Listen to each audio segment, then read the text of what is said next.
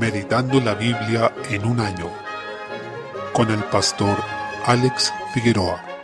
Día 18, mes 6. Primera de Reyes, capítulo 19. Elías huyó hasta llegar a Horeb al saber que Jezabel estaba pensando en matarlo. Siendo profeta, escapó deseando incluso morir, diciendo: «Basta ya, oh Jehová, quítame la vida, pues no soy yo mejor que mis padres». Luego le consumió un profundo sueño. Esto ocurrió después del episodio del altar, en el que Dios derramó fuego del cielo y consumió el sacrificio, demostrando que Él era el Señor sobre todas las cosas y no Baal. Además, en ese momento fueron ejecutados 400 profetas de Baal por parte de Elías, quien fue usado por Dios para derramar ese juicio sobre ellos. Solemos ver que después de puntos altos, muchas veces somos probados de manera profunda en nuestra fe. En este caso, después de este gran punto alto que tuvo Elías, luego de esa oración sublime, aquel momento en que descendió fuego del cielo ante sus propios ojos, simplemente deseó morirse. Hay varios factores que se conjugan. Probablemente estaba muy cansado debido al agotamiento después de tantas luchas, su resistencia en la fe y ahora también el hecho de que lo querían matar. Pero el Señor se dedicó a confortar su ánimo y lo consoló. Lo alimentó, lo hizo descansar y lo reconfortó. Luego, Dios le hizo una pregunta. Cuando el Señor hace una pregunta, es para que nosotros nos demos cuenta de lo que ocurre en nuestro interior y cuál es nuestra posición delante de Dios. El Señor le preguntó: «¿Qué haces aquí, Elías?». Él respondió: «He sentido un vivo celo por Jehová Dios de los ejércitos, porque los hijos de Israel han dejado tu pacto, han derribado tus altares y han matado a espada a tus profetas, y solo yo he quedado». Tendemos a pensar en esos momentos bajos que somos los únicos que quedan en nuestra adoración y fidelidad al Señor, y olvidamos que Él es el dueño de la obra, quien está cumpliendo sus propósitos y que sin duda hará prevalecer su palabra y a su iglesia. Debemos tener cuidado con esos momentos bajos de no entregarnos a la victimización, el descontento y a la desesperanza. Elías es conocido como el profeta del fuego. Él vio grandes manifestaciones del Señor, pero en ese momento Dios le dijo que saliera afuera y se pusiera en el monte delante de él. Pasó un poderoso viento que incluso quebraba las peñas, pero el Señor no estaba allí. Luego hubo un terremoto, pero Dios tampoco estaba allí. Pasó también un fuego, pero el Señor no se manifestó en eso. Dios se manifestó en un silbido apacible y delicado. Ahí es cuando Elías cubrió su rostro y sintió esa presencia del Señor. Aprendemos de esto que el Señor no solo se manifiesta muy notoriamente en las cosas visibles, sino también en las cosas muy sutiles y delicadas. Allí también está el Señor dándose a conocer. Después de confortar, alimentar y animar a Elías, el Señor le dio una misión, la de ir a ungir a 3 personas que él le mencionó. En el versículo 18 dice: «Y yo haré que queden en Israel 7,000 cuyas rodillas no se doblaron ante Baal y cuyas bocas no lo besaron». El Señor nos recuerda que la obra es suya. Él es quien mantiene a su pueblo, el que hace su iglesia prevalecer. Este capítulo termina con el llamamiento de Elías a Eliseo, comenzando entonces la preparación de este nuevo profeta, quien sería el sucesor de Elías en su ministerio. Salmo 136. Desde el versículo 1 se exhorta a alabar al Señor, lo que se refuerza con una frase que se repite una y otra vez en el Salmo: «Porque para siempre es su misericordia». Esta frase no la encontramos solo aquí, sino que a lo largo de toda la Escritura, y debe ser también nuestro canto. En cada cosa que menciona el salmista, recuerda que para siempre es su misericordia. Como aprendemos también de otros salmos, debemos alabar al Señor por quién es Él, por su ser único y exaltado sobre todo, pero también por lo que Él ha hecho. La misericordia de Dios se manifiesta en todas sus obras, en su creación y cada detalle de ella, y todo en la vida es motivo de adoración al Señor. Nunca debemos dejar de alabar a Dios por su obra en la creación, como vemos en los versículos 5 al 9, pero debemos adorarle también por su obra de redención, como se expresa en los versículos 10 al 24. El Salmo recuerda varios acontecimientos que tienen que ver con ella, específicamente el Éxodo y la entrada a la tierra prometida, eventos en los que el Señor no solo demostró su poder absoluto sobre lo creado, sino que también su plena soberanía sobre todo reino y nación, y el cuidado y preservación amorosa que ejerce sobre su pueblo. La última frase del Salmo sigue siendo: «Porque para siempre es su misericordia», versículo 26. Que esa frase también resuene en nosotros. Proverbios capítulo 17, versículo 14. «Cuando se siembra la discordia se puede saber dónde se empieza, pero difícilmente dónde se termina. Por eso el Señor aborrece al que causa discordia entre los hermanos». Iniciar una discordia es como soltar a un toro salvaje, al que se le puede abrir la compuerta, pero que luego no se puede dominar. Es replicar lo que hizo Satanás, quien promovió una división entre los ángeles y tentó a nuestros padres Adán y Eva para que terminaran rompiendo su comunión con Dios. Estamos llamados a ser pacificadores, como vemos en Mateo 5:9, no promotores de discordia. Versículo 15. Luego se nos habla del que justifica al impío y del que condena al justo. Esta es una de las cosas que más nos causan repulsión, e incluso los incrédulos se espantan ante esto. Desde luego, es algo que el Señor aborrece. Esto nos recuerda el Evangelio porque el Señor no actuó como un juez injusto. Él no podía declararnos justos siendo nosotros pecadores, sino que para eso tuvo que mediar un sacrificio para pagar por nuestra maldad. La deuda de nuestro pecado tuvo que ser saldada y nuestro déficit de justicia debía ser satisfecho. Esto lo hizo Jesucristo, viviendo una vida de obediencia perfecta y sufriendo el castigo de nuestra rebelión. Como dice la Escritura en 2 Corintios 5:21, al que no conoció pecado, por nosotros lo hizo pecado, para que nosotros fuésemos hechos justicia de Dios en él. Y en Gálatas 3:13, Cristo nos redimió de la maldición de la ley, hecho por nosotros maldición. Jesús se hizo pecado y maldición por nosotros, para que pudiéramos tener vida en él. Hechos capítulo 12. Comienza un nuevo ciclo de persecuciones, esta vez impulsado por Herodes, quien, según el versículo 1, echó mano a algunos de la iglesia para maltratarles. Este hombre tenía una autoridad sobre esa región y como tal debía respetar la ley de Dios y reconocer que gobernaba en su nombre, pero en cambio persiguió al pueblo de Dios acarreando juicio para sí mismo. Murió Jacobo, hijo de Zebedeo y hermano de Juan. El Jacobo que escribió la carta, conocida también como la carta de Santiago y registrada en nuestras Biblias, es hijo de María, hermano de Jesús. No son la misma persona. Estamos ante la muerte del primer mártir de los 12 apóstoles, aunque Judas había muerto antes, pero terminó sus días como hijo de perdición, habiendo traicionado a nuestro Señor. Herodes, viendo que a los judíos les había agradado el asesinato de Jacobo a espada, tomó preso a Pedro. La reacción de la iglesia fue orar por él sin cesar. Eso tendría relevancia porque después el Señor contestó esa oración a través de un ángel que liberó a Pedro de la cárcel. Apreciamos un maravilloso contraste, pues Pedro, habiendo sido cobarde, la noche en que el Señor Jesús fue arrestado y lo negó por dicha cobardía y temor a los hombres, en este pasaje estaba completamente confiado en el Señor y aún sabiendo que podía morir, Pedro estaba durmiendo entre los soldados, completamente entregado a la voluntad de Dios y tranquilo, aunque podía ser ejecutado al día siguiente. Así fue como el ángel lo sacó sobrenaturalmente de la cárcel y Pedro llegó a la casa de Juan Marcos, que era también la casa de su madre María. Era un lugar de reunión en la iglesia primitiva. Estaban muchos allí congregados orando sin cesar por Pedro, pero cuando se cumplió su petición no lo creyeron. Esto también suele ocurrirnos. Nuestra fe es tan poca y torpe que a veces, incluso estando en oración por algo, cuando eso que pedimos llega a ocurrir, no terminamos de creerlo. Pedro, en consecuencia, fue reunido con los discípulos, mientras que los guardias de la cárcel fueron asesinados por Herodes debido a que supuestamente habían dejado ir a un prisionero, cosa que en ese entonces se pagaba con pena de muerte. Luego vemos que Herodes sufrió su castigo mientras que Pedro fue liberado de la ejecución, y por no dar gloria a Dios y debido a su rebelión, Herodes fue comido por gusanos, mientras la palabra del Señor crecía y se multiplicaba. Es una pequeña sinopsis de lo que va a ser el juicio final. Mientras los impíos que se rebelan contra Dios y persiguen a la iglesia terminarán recibiendo el castigo de su rebelión, el pueblo de Dios que fue perseguido terminará siendo liberado y redimido por el Señor de manera sobrenatural. Consolémonos con estas cosas y tengamos fe en medio de las dificultades y las persecuciones, porque nuestro Dios reina y cumplirá sus propósitos perfectos.